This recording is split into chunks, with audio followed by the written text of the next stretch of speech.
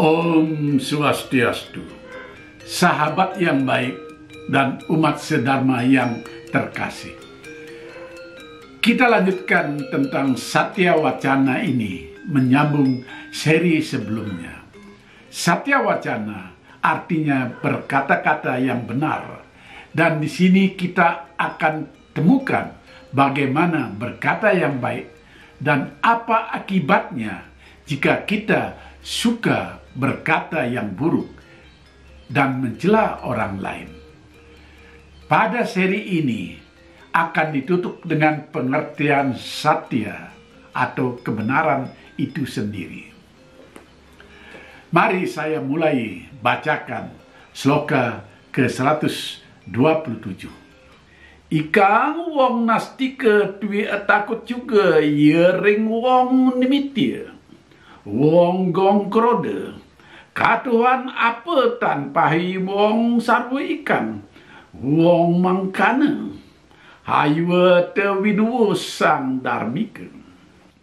Orang yang nastika sekalipun takut kepada para pendusta dan pada mereka yang pemarah, sebab tiada bedanya mereka itu dengan ular yang dapat melahap secara diam-diam, apalagi bagi sang darmika. Sloka ini memperjelas tentang betapa bahayanya berteman kepada orang yang pemarah dan pendusta. Karena suatu ketika kita yang hanya berteman saja bisa pula kena amarahnya, karena mereka sulit mengontrol dirinya. Jika para nastika, orang yang tidak mempercayai ajaran kebenaran saja, tak menyukai kaum pemarah, apalagi bagi para darmika, orang-orang yang bijak. Karena itu, para darmika sudah harus menjauh kepada para pemarah ini. Intinya adalah, mari kita jangan menjadi orang yang suka marah-marah agar tidak dijauhi orang. Saya lanjutkan ke sloka 128. Tan wadoh marikang wisa, muang amerta, engke sarira kahanaya, kramanya, yen apunggung ikang wong jenek ring edarma. Bisa ketemu denia, yapuan atgo ring kesatian, mepagah ring dharma, ketemu amerta.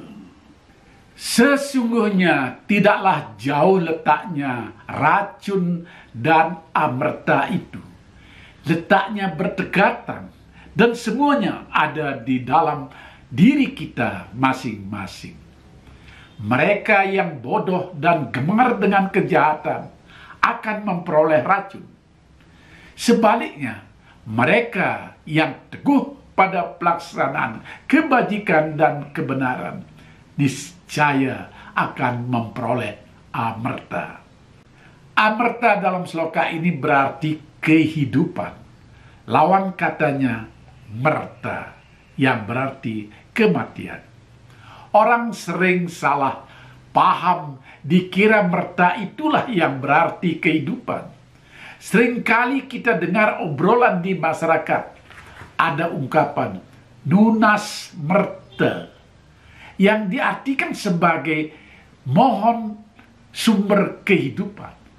Padahal maksudnya adalah nunas amerta. Nah, di sloka ini ditegaskan, racun dan amerta itu berdampingan di dalam tubuh kita. Maksudnya adalah pandai-pandailah kita membawa diri. Kalau kita lengah, bodoh, tidak waspada, kita bisa mendapatkan racun kehidupan. Tetapi kalau kita bijaksana dan selalu hidup dalam kebenaran ajaran agama, maka amerta yang kita dapatkan.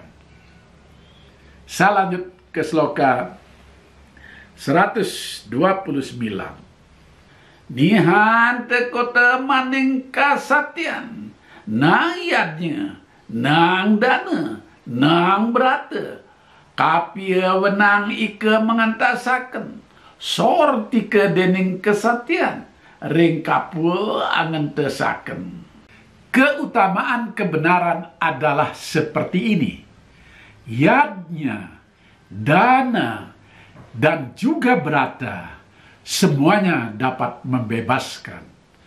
Tetapi semua itu bisa dikalahkan oleh satya dalam hal sama-sama membebaskan diri dari kehidupan di dunia ini. Hati-hati memahami sloka ini. Penjelasannya begini. Yadnya yaitu korban suci. Dana yaitu sifat mulia yang senantiasa bersedekah. Dan berata yaitu pengendalian diri. Semuanya bisa membebaskan kita dari kehidupan di dunia ini. Sehingga kelak di akhirat kita tidak menerima hukuman di neraka. Tetapi semuanya itu kalah oleh kebenaran itu sendiri yang disebut satya. Kebenaran dalam menjalankan ajaran agama dan mempertahankan nilai-nilai kebajikan. Jadi untuk apa kita menjalankan korban suci, beramal setiap hari, dan seterusnya, jika disertai dengan kepalsuan dan tidak dilandasi dengan kebenaran dan ketulus ikhlasan? Melakukan korban suci, bersedekah, tetapi sumbernya dari hasil korupsi misalnya, itu tidak akan membantu kita membebaskan diri dari kehidupan ini. Jadi sifat satya itu yang utama, menjunjung tinggi kebenaran. Saya lanjutkan ke sloka 130. Yan ring jadme manusia, Brahmana sireluwe, kunang yan ring teja, Sangyang Aditya sireluwe, yan ring awasawa, nang panipada dadi, hulu ikang wisesa, yapuan ring dharma, nging kesatian wisesa. Jika diibaratkan kelahiran sebagai manusia, Brahmana yang utama. Jika di antara yang bersinar, matahari yang utama. Jika diumpamakan sebagai tubuh, kepala yang utama dibanding tangan, kaki, dan lainnya. Maka di dalam menjalankan dharma, maka satya yang mengatasi semuanya, satya yang utama. Di sloka ini dijelaskan betapa tinggi nilai kebenaran itu, atau satya. Berbagai perumpamaan ditampilkan. Kelahiran sebagai manusia sudah dijelaskan pada sloka-sloka awal kitab Sara Samuscaya ini, adalah sangat utama. Tetapi yang paling tinggi nilainya adalah lahir membawa sifat-sifat Brahmana. Semua sinar diperlukan, tetapi mataharilah yang paling utama memberikan sinar. Dan kepala adalah yang paling penting di dalam tubuh ini, meskipun anggota badan lainnya juga penting. Dari semua itu, maka kejujuran dan kebenaran atau satya adalah yang paling utama. Hidup yang didasarkan pada pelaksanaan kebajikan yang berlandaskan pada kebenaran, itulah yang mengatasi semuanya. Saya lanjut ke sloka 131. Hana tawong ujar ma kepala laraning para. Umaku sara sidening karyaning kunang. Na nitiaya ikang wong mangkana keramania. Tan atakut ring naraka ike. Tan karin pegawayaken awaknya kapapan ngaranike. Apan ikang para prasidaning mukti kapapanya. Sangke penika dan ujar kenang ujar mangkana. Orang yang tidak menepati janji hingga membuat orang lain bersedih hati, itu artinya sudah melakukan pembohongan. Sesungguhnya orang itu tidak memiliki ketakutan akan siksa neraka, meskipun orang lain sudah mengalami malapetaka. Hendaknya janganlah mengobrol janji jika tidak dapat menepatinya. Sloka ini sudah jelas menasihati kita untuk jangan banyak berkata-kata yang tidak bisa kita tepati, apalagi mengucapkan janji pada orang lain yang ternyata akan kita ingkari. Banyak hal yang seperti ini terjadi di masyarakat. Saya lanjut ke sloka 132. Kuneng luwir ing mujara kenanihan, satya ataya, haywa ataya maka wak hingsa, haywa maka wak upet. Hita wasana taya, haywa te parusya, haywa kasletang kleng, haywa dresang ya, haywa pesunya, mangkana luwiring tani yogya ujara kena. Ucapkanlah selalu kata-kata yang mengandung kebenaran. Jangan mengucapkan kata-kata yang dapat melukai hati orang, dan jangan suka mengumpat. Ucapkanlah selalu kata-kata yang bermanfaat. Jangan mengucapkan kata-kata kasar.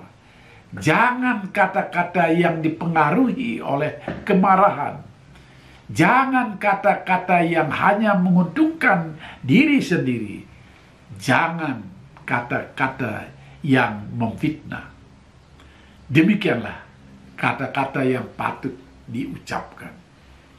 Saya lanjut ke sloka 133. Nihan laksananing satya, hana ia tinahan tatan pawini, majar taya, yata buta, torasi ikang sekaurasnya, perawatnya ikang mangkana, ia tika laksananing kesatian. Ciri orang yang cinta kebenaran adalah tidak akan pernah berbohong. Mereka akan selalu dengan jujur menyampaikan apa yang diketahuinya menurut kejadian yang sebenarnya. Demikianlah perilaku orang yang setia pada kebenaran. Sloka ini sudah jelas agar dalam mengabarkan sesuatu hendaknya tidak dilebih-lebihkan. Sampaikan apa yang terjadi dengan sebenarnya. Saya lanjut ke sloka 134 karena di sini akan terjadi paradok. Kuneng para martanya nihan, tan ikang ujar adwa ketika mitya ngarani, tan ikang si tuhu satya ngarani, kuneng prasidanya, mon mita ikang ujar, teher manggene hita juga, megawe suka wasana ring sarwa bawa, ya satya ngarani ke, mon yata buta tui, yang tanpa gede suka wasana ring sarwa bawa, mitya ngarani ke. Sesungguhnya kebenaran itu tidak selalu pada perkataan benar dan kesaksian jujur. Jika ada orang yang berkata benar dan jujur, namun menyebabkan kesengsaraan dan kematian makhluk hidup, perkataan seperti itu bohong namanya. Apabila ada orang yang berkata tidak benar dan tidak jujur, tetapi demi menyelamatkan makhluk hidup dari kesengsaraan dan kematian, sesungguhnya mereka ini dikategorikan sebagai orang bijaksana yang berkata benar dan jujur. Nah, umat sedharma, sloka ini seolah-olah bertentangan dengan sloka 133 sebelumnya, terutama tentang arti dari berbohong itu. Ternyata apa yang disebut berbohong itu tergantung pada situasi dan kondisi yang bisa dikatakan abnormal. Jika berbohong itu demi kebaikan dalam hidup ini, menyelamatkan makhluk hidup lainnya, maka itu tidak disebut berbohong yang menyalahi kebenaran. Berkata yang jujur tetapi menyebabkan orang lain sengsara juga tidak baik. Dalam ajaran lain di luar kitab Sara Samuscaya ini, ada 5 jenis kebohongan yang diperbolehkan. Itu disebut dengan panca nirta, 5 jenis kebohongan yang diperbolehkan. Apa itu? Izinkan saya menjelaskan lebih rinci menyimpang dari kitab Sara Samuscaya ini. 5 jenis kebohongan itu adalah: kebohongan pertama yang diperbolehkan adalah untuk hal-hal yang bersenda gurau, berbohong dengan maksud guyonan. Ini kebiasaan kita dalam bercanda atau ngobrol, membunuh waktu luang. Misalnya, saat begadang menunggu banten di pura menjelang piodalan, atau bergadang saat ada kematian. Orang biasa saling berbohong. Namun syarat dari kebohongan ini adalah sang pembohong mengakui apa yang dikatakannya itu bohong. Begitu obrolan selesai. Artinya, kebohongan tidak sampai dibawa ke tempat lain. Kebohongan yang kedua adalah dalam proses perkawinan atau pawiwahan. Di sini masalahnya lebih serius. Barangkali saat panca nirta disuratkan di dalam kitab-kitab etika, belum banyak ada aturan bagaimana perkawinan yang baik. Contohnya perkawinan paksa, di mana lelaki melarikan seorang perempuan untuk jadi istrinya, padahal perempuan itu tidak bersedia. Di Bali disebut nganten melegandang. Begitu pula kalau ada perkawinan yang tidak direstui oleh kedua orang tua masing-masing, namun lelaki dan wanita yang mau kawin itu tetap ngotot karena cinta.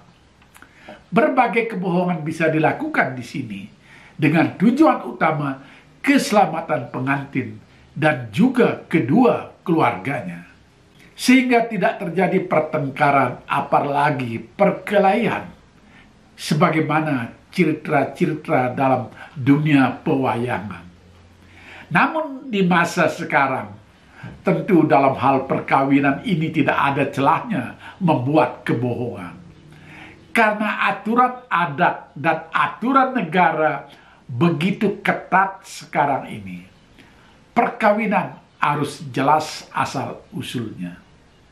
Jadi, ini sudah kebohongan yang diperbolehkan, tetapi sudah kedaluarsa.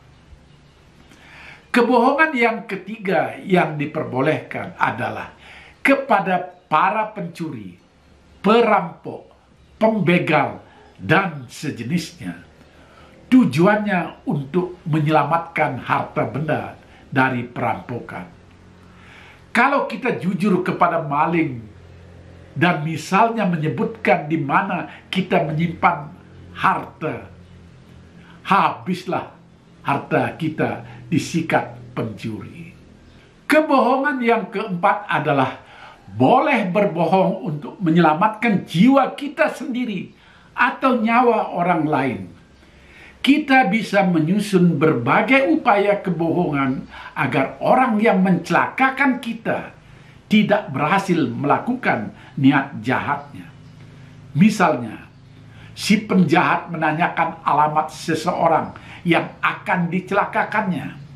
Kita tahu alamat yang benar, tetapi kita berbohong. Ini menyangkut keselamatan diri kita dan keselamatan orang lain dari ulah orang-orang yang ingin berbuat jahat. Kebohongan yang kelima adalah berbohong untuk kebaikan anak-anak. Misalnya, kepada anak kecil yang sakit dan tidak mau minum obat karena obat itu pahit, kita bisa membujuk dengan menyebut obat itu manis. Dalam tradisi masa lalu di Bali, banyak juga kebohongan jenis ini. Contohnya, kita orang tua melarang anak-anak duduk di bantal dengan alasan bisa bisul. Dilarang makan berceceran dengan alasan ayam bisa mati. Sesuatu yang tidak ada hubungannya sama sekali. Dan itu jelas berbohong.